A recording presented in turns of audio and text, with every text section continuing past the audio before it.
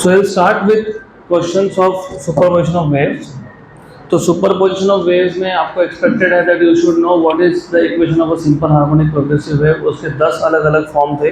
Basic form था y equal to a sine k x minus omega t. तो 8 से 10 अलग फॉर्म बनते हैं उसके। But when you write down y equal to a sine k x minus omega t, बीच में जब माइनस होता है तो it represents a wave travelling towards the positive x direction, या फिर ओमेगा टी माइनस के एक्स भी चलता है। गुड। तो उसके बाद आपको पता होना चाहिए बेसिक इक्वेशंस ऑफ इंटरफेरेंस, मतलब जब दो वेव्स एक पॉइंट पे आके इंटरफेयर होंगे तो what is the intensity at that point. Maximum intensity का फॉर्मूला, मिनिमम का formula in terms of amplitude, in terms of intensity of individual sources. फिर आपको पता होना चाहिए you should know what is stationary wave, what is the equation of stationary wave. Then उसके बाद आपको पता होना चाहिए what are beats, what is the equation of beat, what is beat frequency, etcetera etcetera. फिर आपको पता होना चाहिए fundamental modes of vibration of a stretch string. Stretch string में नोड कहाँ बनता है, एंटी नोड कहाँ बनता है। You should know distance between two successive nodes and two successive anti nodes and alternate node and anti node. Then you must know there are two air columns. एक को आप बोलते हो pipe open at both the ends, एक होता है pipe close at one and. उसमें आपको पता होना चाहिए कि कौन से ओवरटोन्स, कौन से हार्मोनिक्स प्रेजेंट होते हैं। You should also know what are the equations of fundamental frequencies etcetera etcetera. तो इतना रिक्वायरमेंट है हमारा इस चैप्टर के लिए। तो एज एंड व्हेन क्वेश्चन आएगा मैं वहीं पे आपको इक्वेशन बता दूंगा। तो will start with first question. A stationary wave is represented by y equal to 10 sin pi x by 4 cos of 20 pi t, where x and y are in centimetre. तो x और y की value centimetre में है and t is in second. The distance between two successive the two consecutive nodes is. सबसे पहले आपको पता होना चाहिए ये स्टेशनरी वेव है। स्टेशनरी वेव का इक्वेशन होता है y इक्वल टू 2a, या तो cos होगा 2 pi x by lambda sin omega t, या उल्टा भी चलता है। you have 2a sin of 2 pi x by lambda cos omega t। दोनों ही ठीक है। ये स्टैंडर्ड इक्वेशन है। I call this as equation number 1। और जो हमारे पास गिवन इक्वेशन है वो है y equal to 10 sine of pi x by 4 cos of 20 pi t. अगर आप इक्वेशन नंबर 1 को इक्वेशन नंबर 2 से कंपेयर करोगे तो comparing 1 and 2, comparing equation number 1 and 2, हमको सिर्फ distance between two successive two consecutive nodes बोला है, मतलब लैम्डा बाई 2 है वो। तो हमको लैम्डा बाई 2 चाहिए। तो सिर्फ लैम्डा कहाँ पे आ रहा है वो देख लो। यहाँ पे अगर आप देखोगे 2 पाई एक्स बाई लैम्डा और पाई एक्स बाई 4 साइन के अंदर है, तो ये दोनों इक्वल होंगे। So comparing 1 and 2 you get 2 pi x by lambda equal to pi x by 4। तो पाई एक्स कैंसिल हो गया, तो सीधा सा लैम्डा बाई 2 मिल गया आपको। लैम्डा बाई 2 कितना आ गया यहाँ से 4, और लैम्डा बाई 2 और ये सेंटीमीटर में आएगा। लैम्डा बाई 2 ही होता है distance between two successive nodes. So distance between two successive या टू कॉन्सेक्यूटिव नोड्स। तो आंसर आना चाहिए 4 सेंटीमीटर। तो आंसर आना चाहिए 4 centimetre, option number D, simple.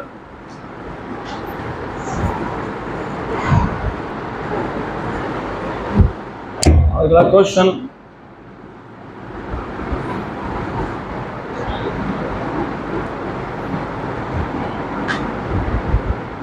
next question.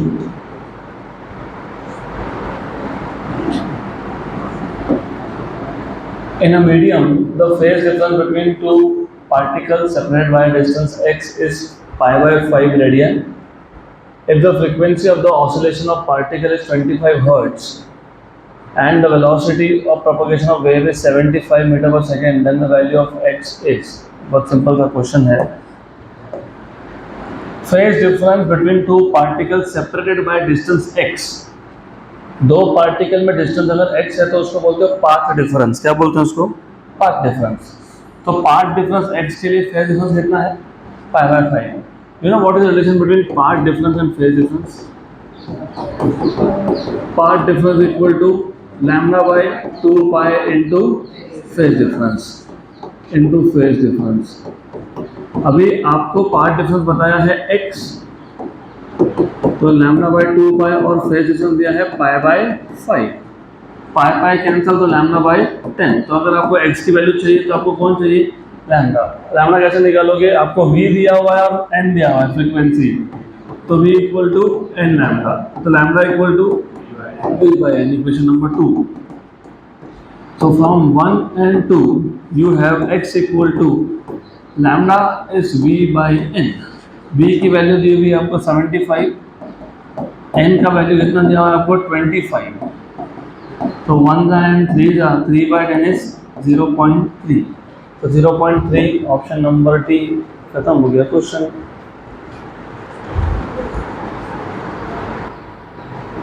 अगला question,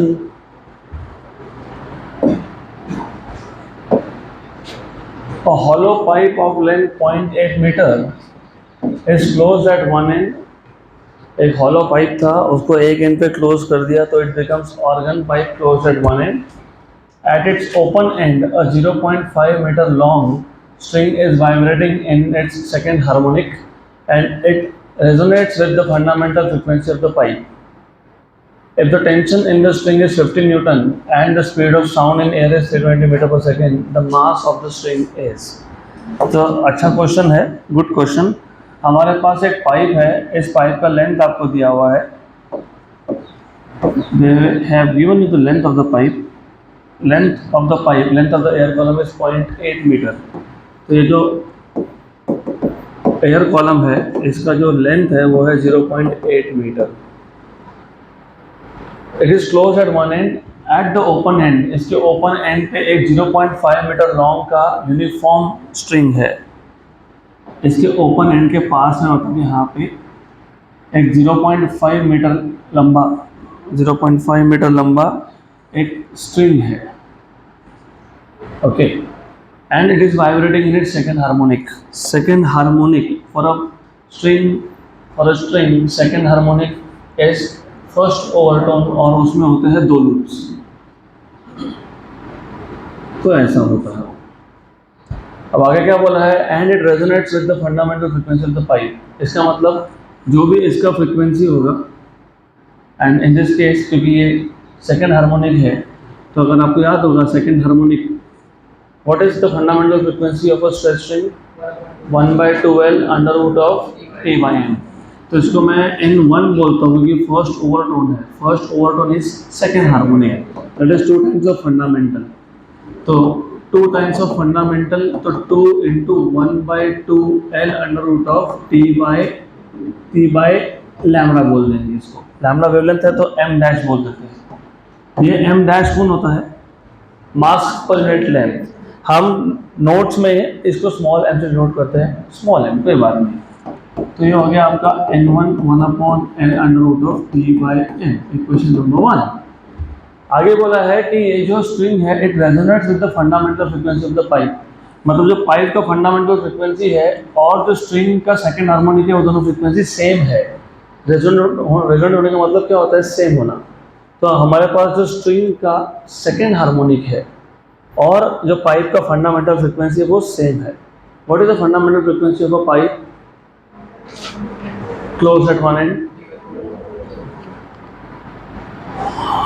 V/4L।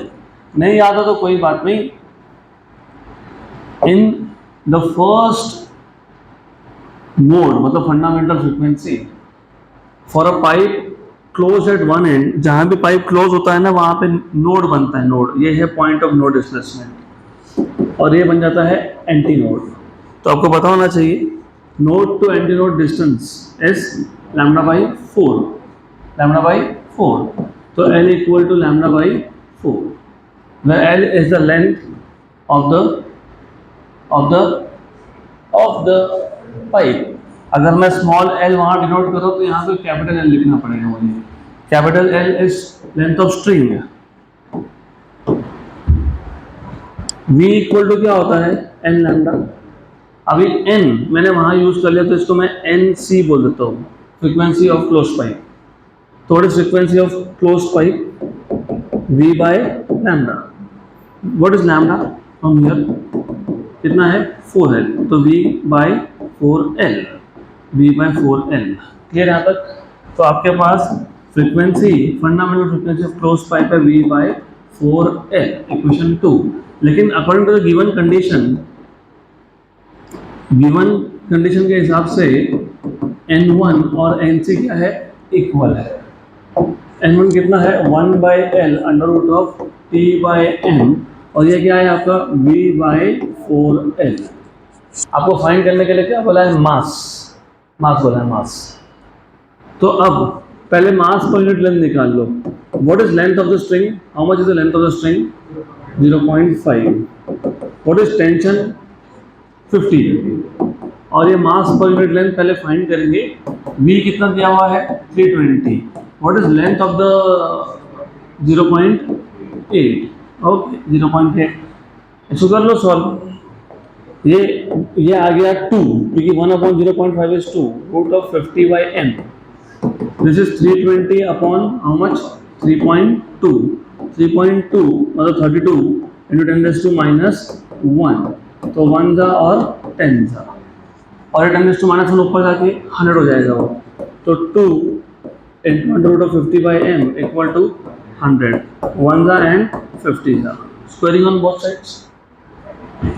50/m equal to 50 square, okay square कर लिया, तो 850 और 850 हो गया, कैंसल आउट हो गया। तो what is small n, 1/50, but small n is mass पर यूनिट लेंथ, तो 1/50, so mass equal to L/50।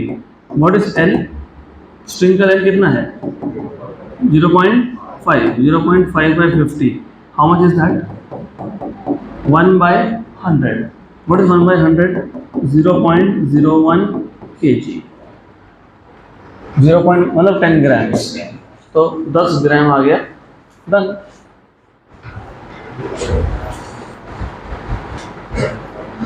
Next question, अगला क्वेश्चन,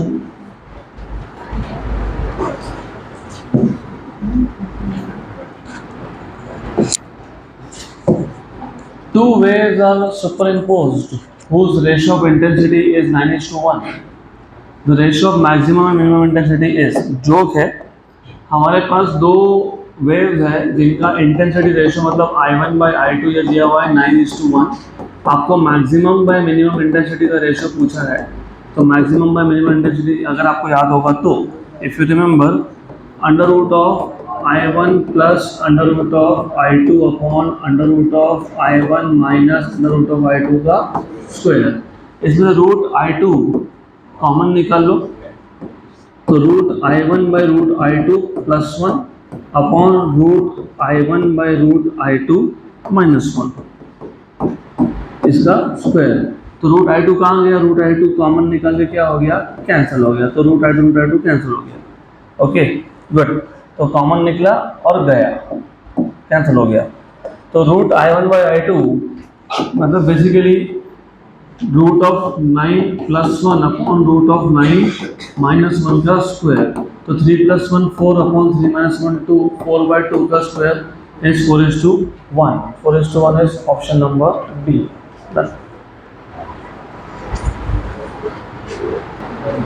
अगला question, next question,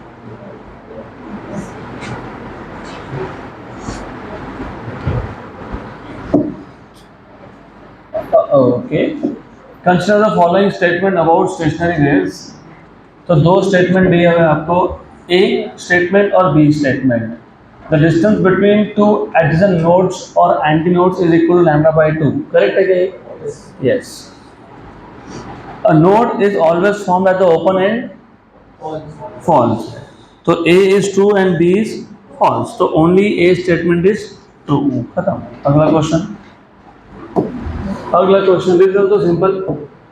2021 equation of standing wave मतलब stationary wave is, equation of stationary wave is 0.02 cos of 2πx/60 sin of 150 pi t। The amplitude of vibration of the particle at a distance of 10 meter from the origin is। आपको standing wave का मतलब stationary wave का equation दिया है, कितना दिया है, 0.02 cos of क्या, 2πx/60 sin of कितना 150 पाई टी। इसका आप पहले तो स्टैंडर्ड इक्वेशन से कंपेयर करोगे, 2a cos of 2 pi x by lambda sine of omega t. Compare कर लिया, आपको क्या चाहिए? आपको बोला है amplitude of vibration of the particle at a distance of 10 metre from the origin. Origin से 10 मीटर पे एम्पलीट्यूड ऑफ वाइब्रेशन कितना होगा, ऐसा क्वेश्चन है। तो बताओ एम्पलीट्यूड कितना होगा फ्रॉम 10 मीटर, मतलब at a distance of 10 metre from the origin.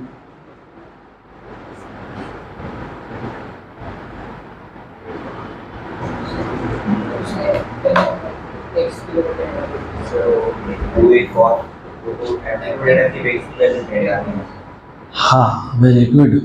तो सिर्फ आपको x की वैल्यू 10 डालनी है एंड सॉल्व करना है। तो यहाँ से आ जाएगा, कुछ कंपेयर करने की जरूरत नहीं मिलेगी, आपको पड़ेगी आपको 0.02 cos of 2 pi 10 metre, okay 10 metre upon 60, तो हो जाएगा simple. Sine of 150 pi t, ये लिखना नहीं पड़ेगा। क्यों नहीं पड़ेगा पता है आपको? मैंने इसलिए बोला कंपेयर करना is important because you have to understand, जिसमें टी होता है, टी उसको अलग कर दो, और जो बच गया ये होता है रिजल्टेंट एम्पलीट्यूड। तो रिजल्टेंट एम्पलीट्यूड कितना है? 2a cos of 2 pi x by lambda. तो जिसमें टी है सिर्फ उसको छोड़ दो। तो जो गिवन इक्वेशन है उसमें ये क्या बन गया? Resultant amplitude. तो जो गिवन इक्वेशन है उसमें रिजल्टेंट एम्पलीट्यूड r है आपका 0.02 cos of 2 pi x by 60। जिनको अभी भी नहीं समझ में आया, स्टेशनरी वेव में एक वेव जाता है, वही वेव रिफ्लेक्ट होके आता है, तो जाने वाला वेव और आने वाला वेव ये दोनों इंटरफेरेंस करते हैं और वहाँ पे बनता है एक stationary wave in the form of loops. उसका इक्वेशन होता है y equal to 2a cos of 2 pi x by lambda sine omega T. ये जो 2a के साथ cos का टर्म है जिसमें t नहीं है, ये दोनों मिलके बनता है रिजल्टेंट एम्पलीट्यूड। तो हमारे पास जो गिवन इक्वेशन है उसमें t वाला टर्म छोड़ दो, तो जो भी बचा है वो रिजल्टेंट एम्पलीट्यूड है। तो 0.02 cos of 2 pi x by 60 ये कौन है? Resultant amplitude. आपको x की वैल्यू कितनी दी हुई है? 10। तो 0.02 cos of 2 pi 10 by 60, okay. तो यह आ गया आपका 0.02 cos of pi by 3। What is cos of pi by 3? हाँ, 1/2। Very good. तो कितना हो गया? 0.01 ऑप्शन नंबर बी। सिंपल, इतना ही सॉल्यूशन है उसका। Done.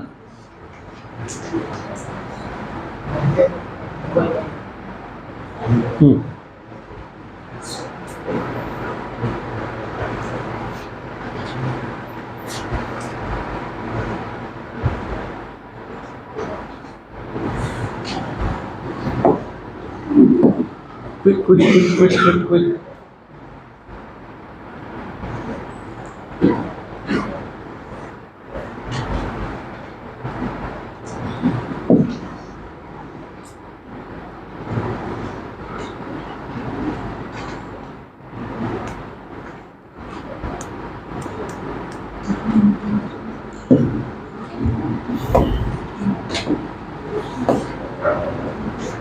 Next question.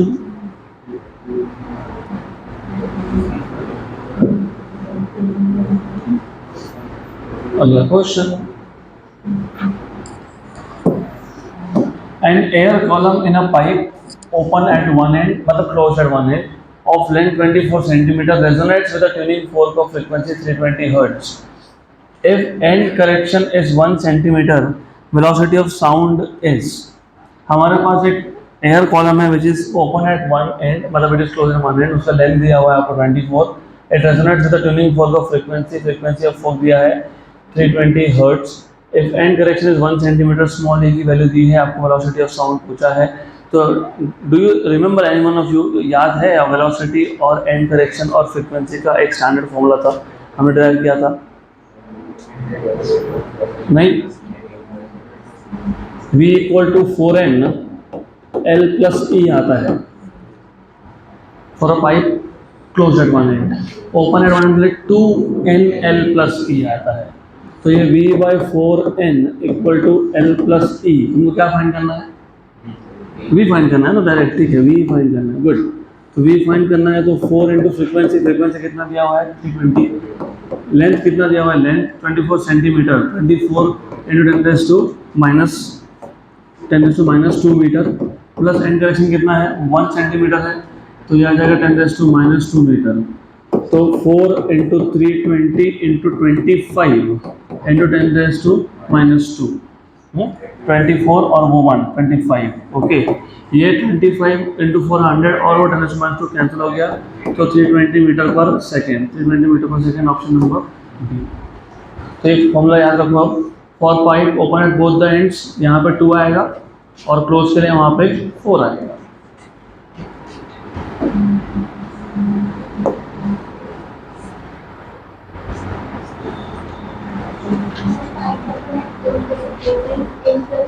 Twice for a pipe open at both the ends and correction twice होता है, वो पूरा सॉल्व करके ही बताया मैंने आपको। एंड करेक्शन का फॉर्मूला याद है आप लोगों को, E इक्वल टू, अगर 2 पाइप दिए हो तो बोल रहा हूँ मैं, N1 L1 plus N2 L2 upon N1 plus N2।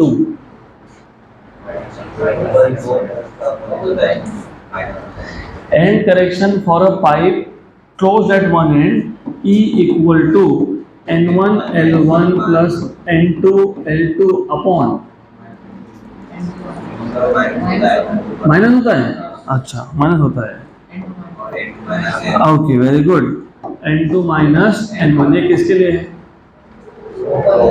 For a pipe close at one and के लिए है, और ओपन के लिए यहाँ पे 2 होता है।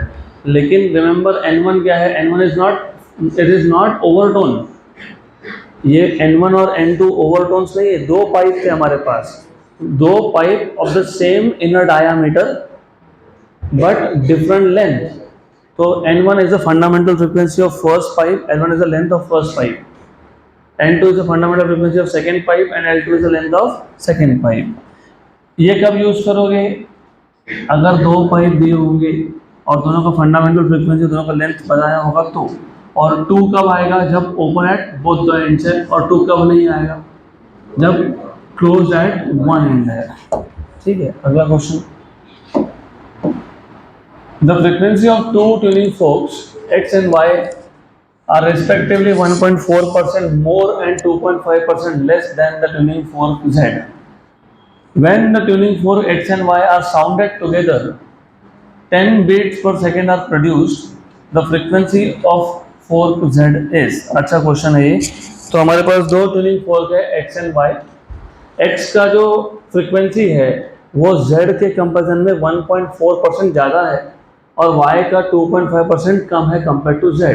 तो frequency of X fork is frequency of Z fork plus 1.4 plus क्योंकि मोर बोला है 1.4%।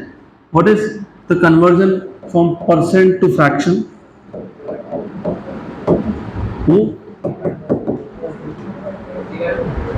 Divide by 100, तो NZ plus 1.4 by 100। तो ठीक है, अभी इसको वैसे रखो, keep it like this, equation number 1, ये NZ है। सिमिलरली जो Y फोर्क था उसका फ्रीक्वेंसी Z के कंपेरिजन में 2.5% कम है, कम होना मतलब माइनस होना, तो माइनस 2.5% ऑफ NZ। तो NY equal to NZ minus 2.5 by 100 into NZ, equation number 2। जब हमने X और Y ट्यूनिंग फोर्क को साथ में साउंड किया, साथ में वाइब्रेट किया, तो कितने बीट्स आए 10। तो 10 बीट्स, आपको पता होगा beat frequency is the difference between the two frequencies. तो NX minus NY equal to कितना है 10 है, this is what is given to you. तो इन दोनों को सब्ट्रैक्ट कर लो, NX minus NY, NX minus NY, NZ cancel, 1.4 by 100 NZ minus of minus plus, तो वो प्लस हो जाएगा, ओके। तो जब सब्ट्रैक्ट करोगे इसको तो NZ कैंसिल हो गया, 1.4 by 100 NZ plus 2.5 by 100 NZ equal to आ गया 10, इसको ऐड कर लो, how much is that 3.9 NZ by equal to 10। क्या पूछा था आपको, Z का फ्रीक्वेंसी हो गया ना almost, NZ equal to 1000 by 3.9, तो 1000 बाई 4 कितना, approximately 250 hertz, approximately 250 hertz, option D. Next question, अगला क्वेश्चन,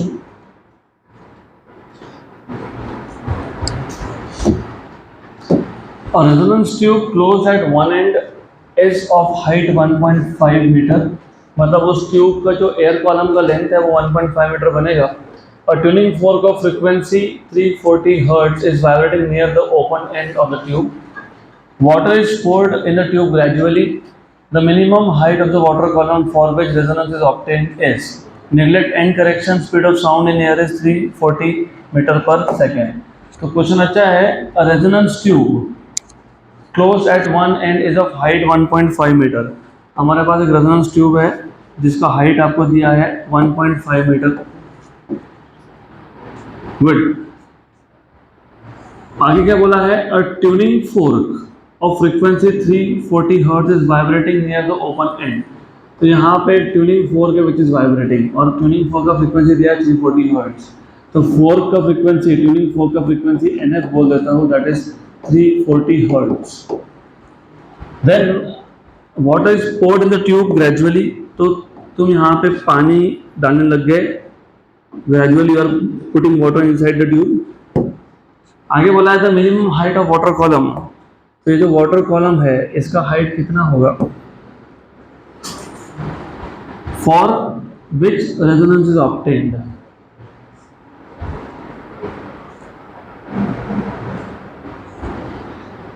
बताओ, what was the length, what was the original length और हाइट। एक काम करता हूँ ना, नोटेशन चेंज कर देता हूँ, हाइट इसको बोलता हूँ, एल इसको बोलता हूँ, हाइट कितना था 1.5, सही है, करेक्ट, 1.5 मीटर। तो आपको ये बताना चाहिए रेजोनेंस मतलब क्या होगा, रेजोनेंस मतलब यहाँ पे स्टेशनरी वेव का बनना, और स्टेशनरी वेव का किस में बनना, उसके पहले मोड में, मतलब फंडामेंटल मोड में। तुम जब पानी डालते जाओगे सबसे पहले रेजोनेंस पे फंडामेंटल फ्रीक्वेंसी आता है, तुम और पानी डालोगे तो सेकेंड फ्रीक्वेंसी आता है, that is first overtone. What is first overtone for a pipe closed eight one and, 3N, 3V/4L, बराबर, तो V/4L, 3V/4L, 5V/4L ऐसा आता है वो, या तो क्लियर। और पानी डालोगे तो सेकेंड मोड आ जाएगा, that is not second mode, that is second overtone, that is 5 times of fundamental. तो सबसे पहला रेजोनेंस किसके लिए होगा, फंडामेंटल के लिए, किसके लिए होगा, फंडामेंटल। तो ये फंडामेंटल को मैं N बोलता हूँ फ्रीक्वेंसी को, तो इसका जो फ्रीक्वेंसी वो N है। रेजोनेंस मतलब क्या, ट्यूनिंग फोर्क का फ्रीक्वेंसी और फंडामेंटल फ्रीक्वेंसी मैच होना, तो NF इक्वल टू क्या आना, N आना, NF equal to N, what is N, V/4L, L कौन सा है, L ऑफ एयर कॉलम, तो एक काम करते हैं इसको L डैश बोल देते हैं, तो L डैश, तो ये 320 है ना, 340 है, और स्पीड कितना दिया है, 340 दिया है, वेरी गुड, तो ये भी 340 है। 4L dash, what is L dash, H minus L, correct, good, 340 cancel हो गया, तो you have N minus L, H minus L, sorry, ये H माइनस L है इक्वल टू 1/4। तुमको क्या फाइंड करना है, क्या फाइंड करना है,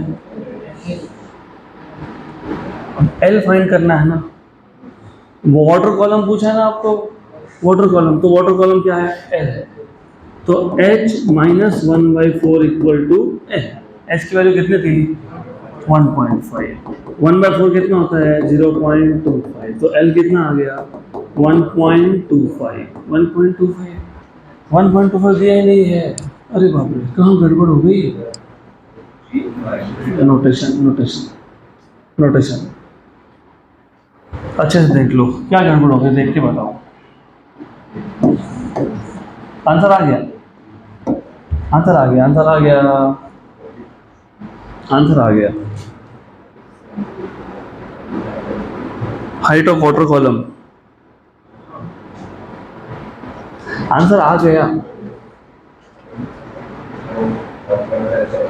ये बराबर लिखा क्या मैंने, L dash, what is L dash, H minus L बराबर है क्या, यस। तुमने क्या फाइंड किया, एल कितना आया 1.25, कहाँ से, नीचे से, ऊपर से करते तो कितना आता 0.25, 0.25 मीटर मतलब कितना 25 सेंटीमीटर, 25 है ना, 25 है, आंसर आ गया, करेक्ट है 25 from the open and, it is 25। सो ये जो आया ये फ्रॉम क्लोज्ड एंड है, मतलब फ्रॉम सरफेस ऑफ वाटर है, और from open and you will have 25। So therefore length of water column, length of water column from open end is 0.25 meter, that is 25 centimeter।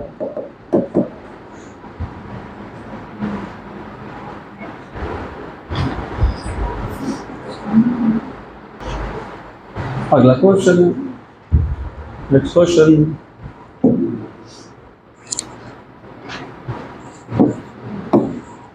the sequence of harmonics of a pipe open at one end and closed at other end is 250 Hz and 350 Hz respectively. The resonating length of air column and its fundamental mode will be, question का framing थोड़ा गड़बड़ दिख रहा है, देखते हैं क्या बोला है। The sequence of harmonics, sequence of harmonics, first harmonic, second harmonic, third harmonic, fourth harmonic of a pipe open at one and and close eight other, ठीक है, थोड़ा पढ़ने में गड़बड़ अगर हुआ तो गए। इन्होंने क्या बोला है, सीक्वेंस ऑफ हार्मोनिक्स, मतलब पहला दूसरा, या फिर दूसरा तीसरा, या फिर तीसरा चौथा, या फिर चौथा पांचवा, या फिर n और n+1, किसके लिए, for a pipe open at one and and close eight, एक ही पाइप की बात हो रही है, जानबूझ के ऐसा फ्रेमिंग किया, तुम पढ़ते वक्त कंफ्यूज हो जाओगे। एक पाइप है ओपन एट वन एंड, उसका फ्रीक्वेंसी कितना है 250, दूसरा पाइप है क्लोज एट वन एंड, उसका कितना है, गलत है, पाइप एक ही है, वो पाइप एक एंड पे ओपन है, दूसरे एंड पे क्या है, क्लोज है, और सीक्वेंस क्या है 250 एंड 350। तो आपको फंडामेंटल, आपको पूछा है रेजोनेटिंग लेंथ पूछा है, हो गया क्वेश्चन खत्म, सिंपल। आपको पता है, पता होना चाहिए वैसे, should know, for a pipe closed eight one and and open eight other, what is pth overtone,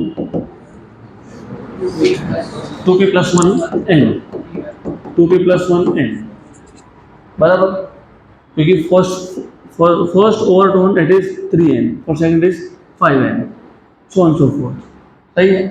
तो किसी भी दो सक्सेसिव में, चलो मैं एक काम करता हूँ, फॉर्मूला बना ही देता हूँ आपको, 2 into p plus 1 n बराबर। So what is the difference between the two successive overtones का frequency? difference माइनस कर लो तो क्या आएगा, ये क्या बन गया आपका 2p plus 3 ना, n बना कि नहीं, yes, तो सब्ट्रैक्ट कर लो ना, 2p plus 3 n minus 2p plus 1 n, से मैं बताने के लिए कर रहा हूँ, नेक्स्ट टाइम से दो सक्सेसिव फ्रीक्वेंसीज का डिफरेंस हमेशा फंडामेंटल होता है, वो देख लेना आप, किसके लिए फंडामेंटल होता है किसके लिए नहीं होता वो देख लो। n कॉमन निकाल लो तो 2p plus 3 minus 2p minus 1 cancel, और कैंसिल, तो कितना आ गया 2n, कितना आ गया ये 2n, this is 2n, okay. तो याद रखना, the difference between two successive frequencies for a pipe closed eight one and and open eight other is always 2 times of fundamental. ऐसे तो होता है ना n 3n 5n 7n, तो दो सक्सेसिव का डिफरेंस कितना है 2 है, और for a pipe open at both the ends is n, वहाँ पे कौन से फ्रीक्वेंसी आते हैं n 2n 3n 4n। तो अगर पाइप दोनों एंड पे ओपन हो तो किसी भी दो सक्सेसिव फ्रीक्वेंसीज का डिफरेंस कितना होता है फंडामेंटल, और अगर क्लोज हो एक एंड पे तो कितना होता है 2n। अब देखो ऐसा है, ये समझ में अगर आ गया आपको, तो इसको 250 बोला है, इसको 350 बोला है, सिंपल सी बात है, करेक्ट। तो np+1 की वैल्यू कितनी है 350 है और वो कितना है 250 है, तो डिफरेंस कितना है, हाँ तो फिर फंडामेंटल कितना हो गया 50, फंडामेंटल कितना हो गया 50। आपको क्या पूछा है length of air column, fundamental frequency n होता क्या है याद है क्या v/4l, तो l क्या हो गया v/4n, v की वैल्यू कितनी दी हुई है 340, n कितना आया 50 है ना, वेरी गुड। तो how much is this 340/200, okay 340/200, तो 340/200 मतलब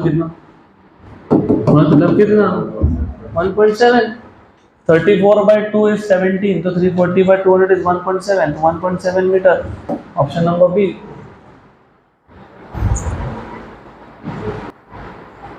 चलो अगला question, next question,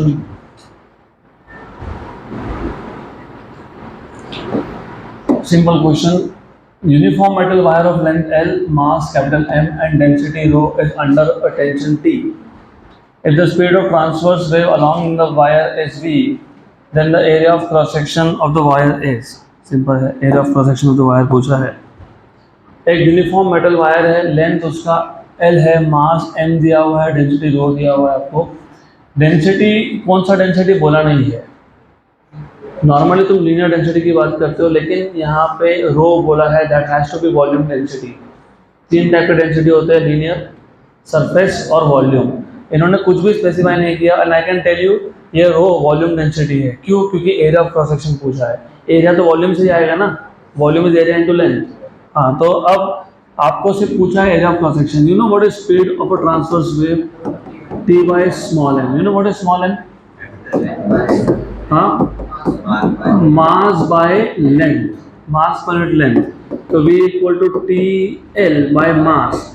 you know what is mass, volume into density, तो V equal to under root of TL by volume into density. You know what is, ये V speed है और ये भी वॉल्यूम है। हाँ, ये कंफ्यूज मत करना, ये स्पीड है और ये वॉल्यूम है।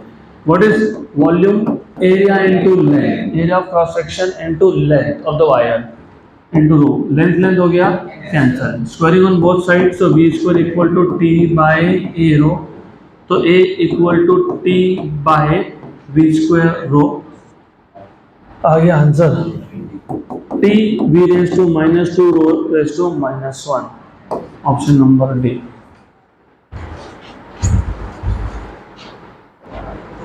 Next class, sorry next question, अगला क्वेश्चन,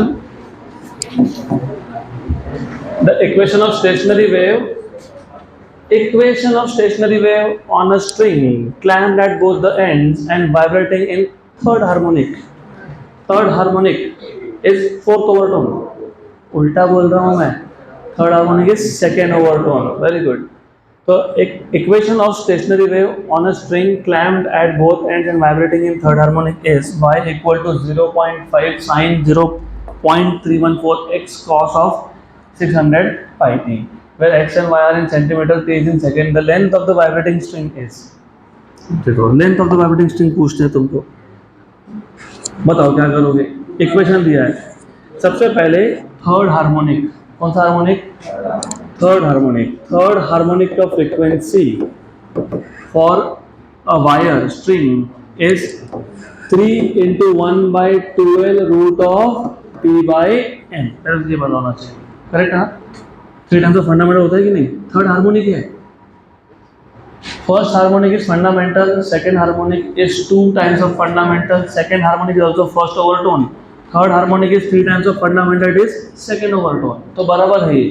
तो ये आपके पास इसकी वैल्यू नहीं है, फाइंड कर लेंगे, कोई बात नहीं। क्या पूछा है, हाँ लेंथ, तो पहले इक्वेशन जो भी है देख लेते हैं, कितना है 0.5 sine of how much 0.314x into cos of 600 pi t।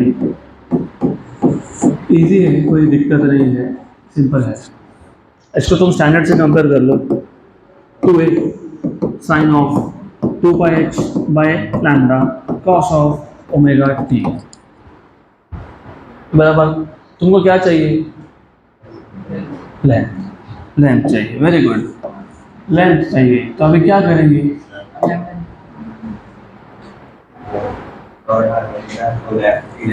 हाँ, वैसा भी कर सकते हो। You can also do that because this is third harmonic. तो थर्ड हार्मोनिक में कितने लूप बनते हैं? 3। तो there are 2 methods to solve this question. यहाँ से यहाँ तक ये होता है लेंथ ऑफ द स्ट्रिंग, और यहाँ से यहाँ तक length of the string is also equal to 3 lambda by 2, क्योंकि node to node lambda by 2 to node lambda by 2 to next node lambda by 2। तो 3 लैम्डा बाई 2, 3 लैम्डा बाई 2 सही हो गया। तुमको क्या चाहिए था? लेंथ। लेंथ चाहिए ना, तो लेंथ चाहिए। लेंथ किससे मिलेगा? लैम्डा। लैम्डा किससे मिलेगा? कंपैरिजन से मिलेगा। ओके, तो this is also what you can do. तो कंपेयर कर लो। तो you have 2 pi by lambda equal to 0.314। 2 pi X by lambda is 0.314 X. X हो गया कैंसल, बराबर। तो यू नो 1 and 10 जा, you should know this is 1 and this is 10 जा। तो लैम्डा कितना? 20। लैम्डा 20, तो लेंथ कितना? 30। Very good. तो 3 into 20 by 2 that is 30। 30 option number B.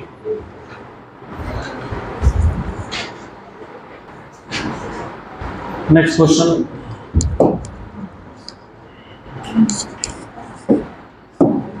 A cylindrical tube open at both the ends has fundamental frequency F in air। एक cylindrical tube है which is open at both the ends, उसका fundamental frequency F है in air when the tube is dipped vertically in water so that 1/3 part of the tube is in water। 1/3 पानी में गया तो 2/3 बचा ऊपर का, तो new air column length is 2/3 of the original length। लेकिन इस केस में एक एंड क्लोज हो गया। Okay, so the pipe will become pipe closed at one end। The fundamental frequency of air column becomes, तो मैं ड्रॉ करके बता देता हूँ। हमारे पास एक पाइप था जो open at both the ends था। Open at both the ends था, तो ऐसा था open at both the ends. इसको तुमने वर्टिकली पानी में डिप कर दिया such that how much 1/3 part is inside water, तो 1/3 part is gone, so it is inside water now। So the pipe becomes closed pipe with length 2/3 of the original। ये अगर मैं L मान लेता हूँ, इसको अगर मैं L मान लेता हूँ, मैं एक काम करता हूँ ना, इसको नाम भी दूंगा L open equal to L। that is L open equal to L। L open equal to L। और ये जो बचेगा ये 2/3 होगा। कितना होगा? 2/3, क्योंकि 1/3 अंदर गया, तो ये एल सी हो गया। इसका जो फंडामेंटल फ्रीक्वेंसी है ओपन पाइप का, वो उसको एफ बोला है, और इसका फंडामेंटल फ्रीक्वेंसी एन सी ये पूछा है। ऐसा क्वेश्चन है? यस, सिंपल क्वेश्चन है। What is fundamental frequency of a open pipe? V by 2L। L open, okay, ये याद रखना। Equation 1, what is fundamental frequency of closed pipe?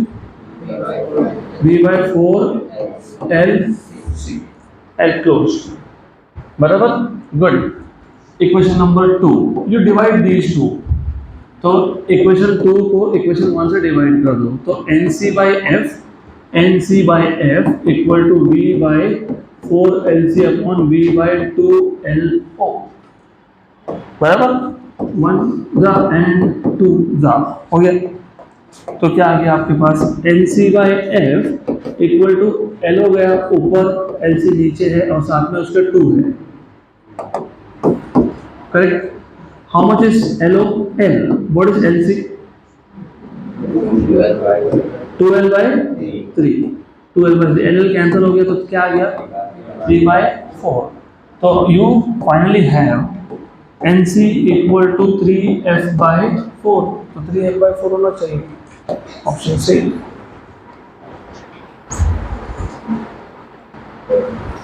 Next question,